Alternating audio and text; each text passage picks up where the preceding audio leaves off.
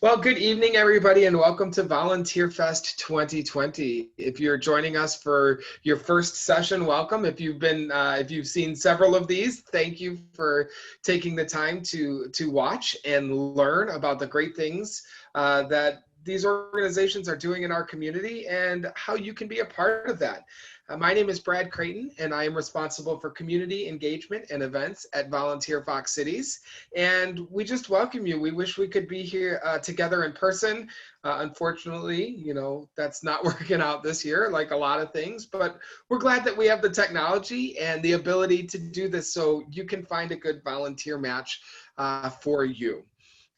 Make sure after our session here today that you stop by our one-stop shop at volunteerfoxcities.org/volunteerfest. You'll be able to see all this information that is being given to you this evening from both the Girl Scouts of the Northwestern Great Lakes and the rest of our agencies that are participating.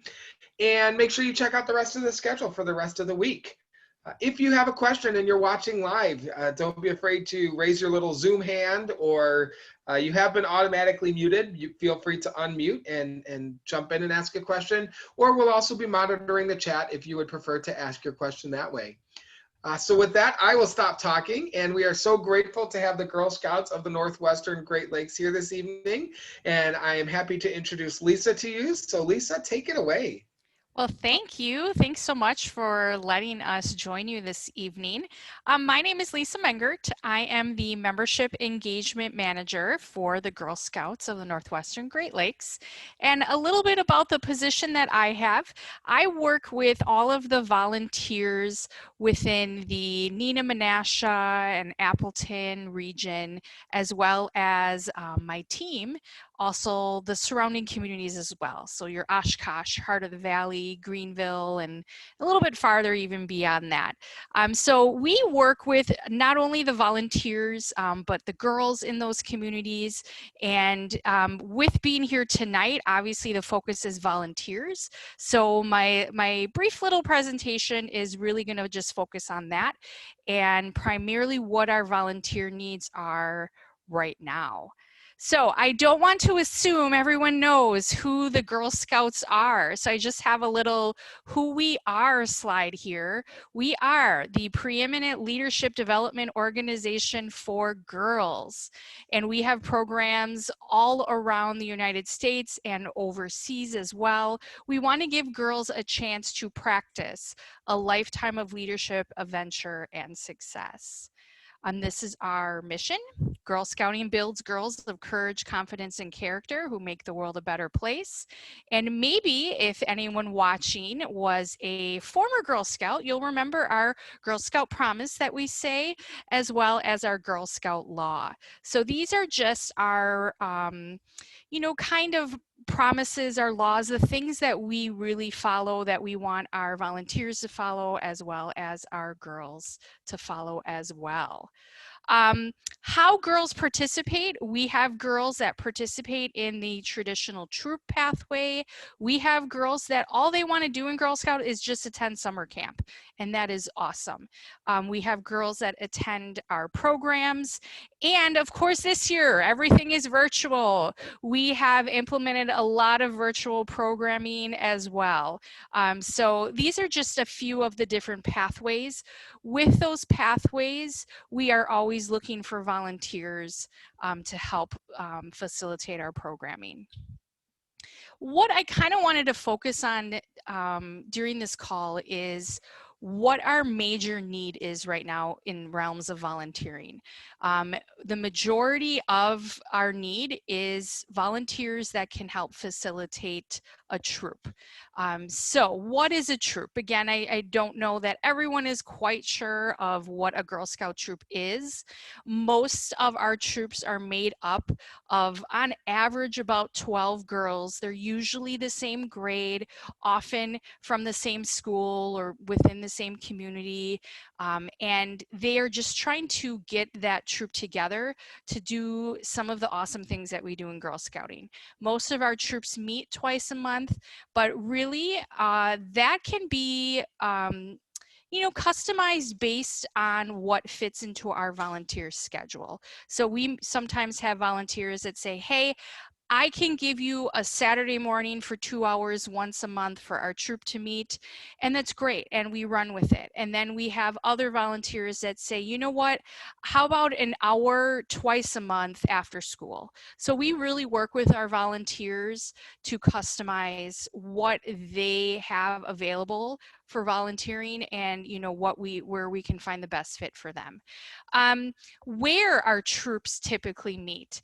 Now, in a non-COVID year, typically our troop meetings are taking place at the schools, libraries, churches, other places like that. With everything that's happening this year, everything pretty much, if troops are meeting in person, is happening outside.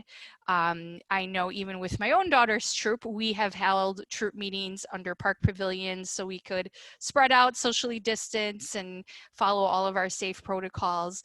But also we have volunteers this year as well, leading a troop via Zoom, like on a platform like this, or doing things virtually as well.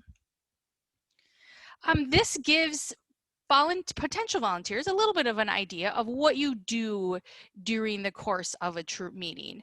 A lot of our troops want to earn what we call badges. So if you've ever seen a Girl Scout uniform, a sash or a vest, it has all kinds of stuff on them.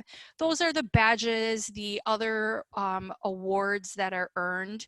They're skill building badges. So for example, you have for a particular age level the painter badge, and the girls would need to do activities that all align with painting.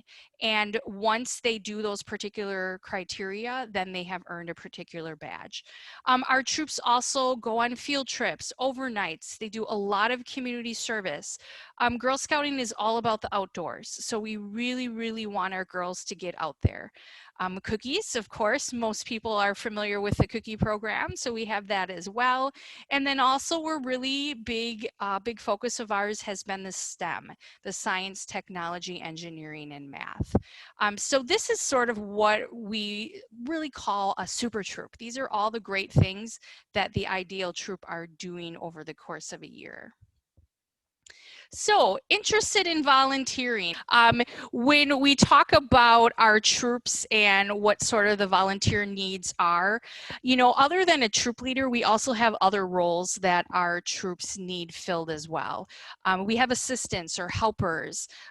In the fall, we do a sort of fundraiser that's for family and friends, our fall product sale. We need helpers to help manage that particular program, or the cookie program. I have a little graphic here of what a traditional troop looks like, and then a cooperative troop. A traditional troop is usually you have a leader and a co-leader, and they lead a whole group of girls. A cooperative troop is when all the parents or a lot of different adults get involved and really fulfill all the needs that the troop would have. A troop leader role, so this is just a list of some of the responsibilities that our troop leaders have. They need to talk to our council staff. So whether it's myself or one of the other membership engagement managers, whatever community you're from, you always have a point person that you can work with. You plan and lead troop meetings, activities. All of our Girl Scout troops have bank accounts, so our leaders and volunteers manage that. And really just following all the safety protocols, standards that we have to make sure that the troop is safe and having an amazing experience throughout the year. This slide just kind of goes over how you begin the volunteer application process. So all of our adults that want to volunteer with us in a leadership role, they register as a Girl Scout member just like the girls do. That sort of is the very first step. And then once you become a registered Girl Scout adult member, you receive an automated email to complete the background check. Once that is done and clear and everything is great, we then have a variety of orientation trainings. A lot of them are moving virtual, a lot of great videos and interactive training modules, but then either myself or another membership engagement staff also meet with our new volunteers to really kind of go over every question you have, everything you need to know, and help get your troop up and running. That is a super brief version. So if you have any other questions, anything on your list that you would like to chat about, I'm game. Sure. So just just to be clear, for anybody watching, you do not need to have a child participating as a scout to volunteer, correct? Correct. Correct. And Anyone over the 18 or older can apply to be a volunteer with us. excellent.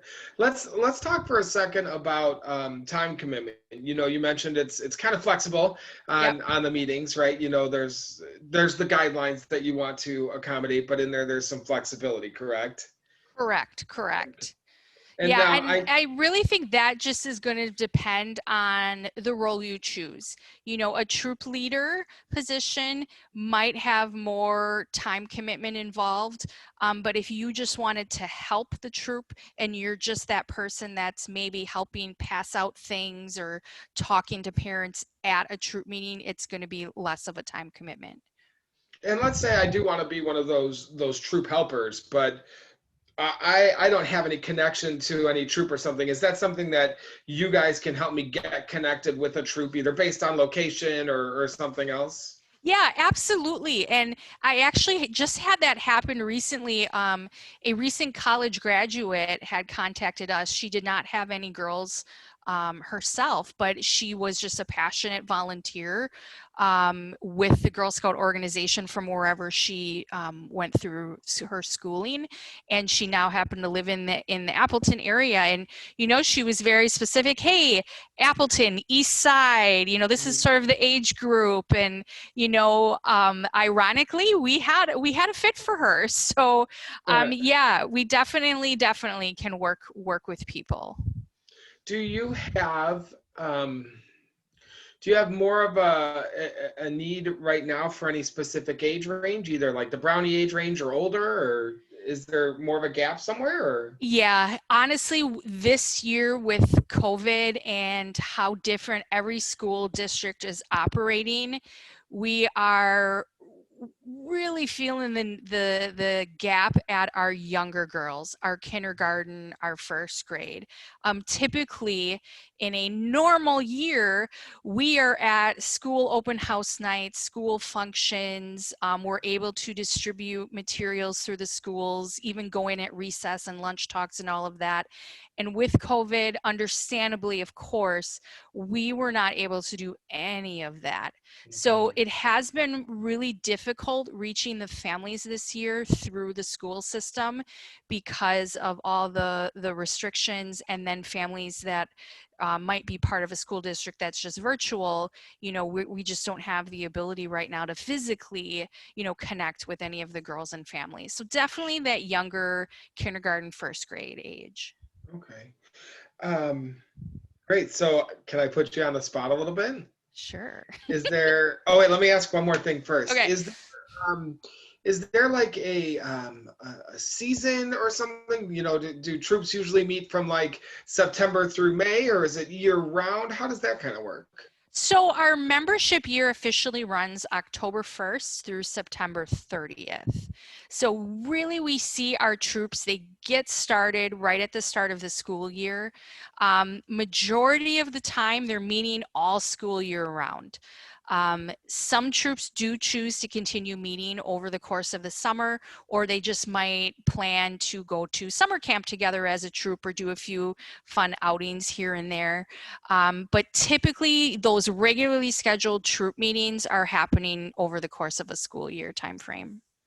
Fantastic. And you know, let's say I started with a group of kindergartners, and you know, we're hitting it off, we're having a blast doing the scouting, and you know, we're growing together. I get to stay with that troop until You they're, betcha. you know, as long as I want to volunteer, correct? Absolutely. And I've been working for the Girl Scouts. It will be 18 years in December, and I have seen those troops, and it is so amazing to watch some of these volunteers come in when their daughters are in kindergarten, and they have stuck with it, and now they're graduating from high school, and some of them earning their gold award, which is the highest award you can earn in Girl Scouts.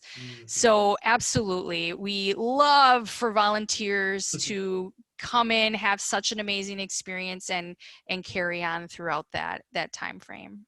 Very cool. All right, now I'm putting you on the spot. Okay, Um, okay.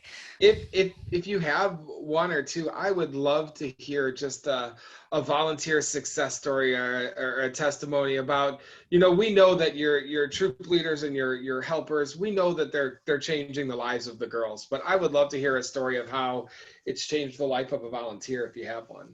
Of a volunteer.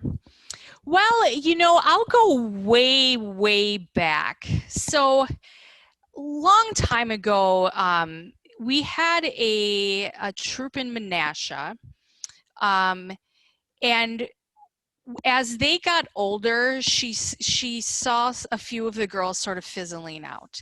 And the way like the Menasha elementary schools worked was after 5th grade, you then move on to the middle school in 6th grade. So that has sometimes been a fall off point. And so when our 5th grade troops start to come to the end of their school year, we really try to get all 5th grade troops from a particular community together to have conversations, to even meet or anything like that, to hopefully sort of join up together where it's power in numbers. And you think of that middle school age for girls, it's so important. And so if they go into that middle school year knowing more girls, I mean, that's amazing. So there was a troop back then where that was sort of our plan. I got them all together, and these two leaders just bonded, and they were not super close in age. I would say there was a good 10 to 15 year gap there. And boy, they joined together and led their group, their two troops that then formed into one, all the way through high school. Wow. And their friendship that I saw grow, and how they each sort of worked off of each other's like strengths and weaknesses. And the one leader, she was not a mom of a girl in the troop. So you had all of those other girls view her in a completely different light. She sort of became the confidant, and then you had the mom that was there, that just sort of fed off of that relationship. And that was just a really cool experience. I remember seeing, and I try to replicate that every year as those girls move from elementary into middle school. And you often don't think about the relationship with the adults. I mean, even for myself, for how long I've worked here, my daughter is going to be 10. And so when she started kindergarten, she's in 4th grade right now, that was really the first time she was involved. So I was sort of on the opposite end of Girl Scouts. Now I want to volunteer and I want to see how things go on this side. And I didn't know too many other parents. And as we got our troop going, and now we're, a 4th grade junior troop, there are 3 or 4 other moms in our group that we've just really bonded to. We've gotten to know each other as well as the other parents in our troop. And so now it becomes less of a stressful thing as, a parent where you don't know a lot of people and you're getting invited to a birthday party or play date or over here. And you've built those relationships with the other parents. And to me, Girl Scouts was a great sort of stepping stone for that. Yeah, that's so cool to hear, because I love it's one of the things that I've always thought, like when you're a kid, it's easy to make friends. When you're a grown-up, it's kind of hard, isn't it? Right. So yeah, that's fantastic that the volunteers have been able to make some of those connections, not only with their girls, but also with some other people for them as well. How cool. Yeah. I also love that dynamic you talked about the one leader who was not a mom, because I have to imagine, especially probably for the younger girls, right, that it's, you could have your troop leader and it's girl A's mom, But then you've got your other troop leader that's not a mom, so she's kind of like everybody's mom, right? And Right. that's And cool. she's a little bit younger than the other mom, so she's sort of cool, older girl, very approachable, other than, us moms, we get that, oh, don't tell her she's so and so's mom. But it was a really cool experience, and just how they bonded and worked off of each other's like strengths and weaknesses was cool to see. Very cool. It also shows that, yeah, you're not, if I sign up to be a troop leader, I'm not necessarily going at it alone. I'm going to have Right. not only support from you guys, being on staff, but also from the girls' parents and troop supporters and all that. So Absolutely. you're not an Absolutely. island in the thing. Right. So what's the next steps then? If I was interested in learning more or becoming a volunteer, what do I do? So I think the easiest thing to do is just go to our website, gsnwgl.org, and we have a join tab at the top of the page. And then that's where anyone that's interested in volunteering can officially sign up. They register to become a member. And actually, something I want to add right now too, we have had the blessing of being able to offer free membership to not only girls right now, but adults as well Oh, through wow. some great funders of ours.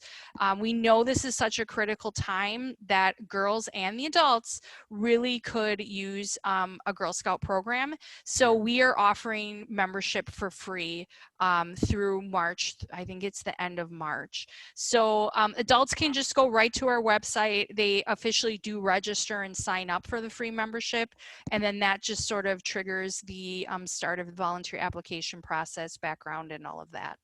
How great that if it's one of the things that maybe cost was prohibiting you from Right. either volunteering or from you getting your girl involved, that's not a barrier now. So that's great to hear. How Yeah. great.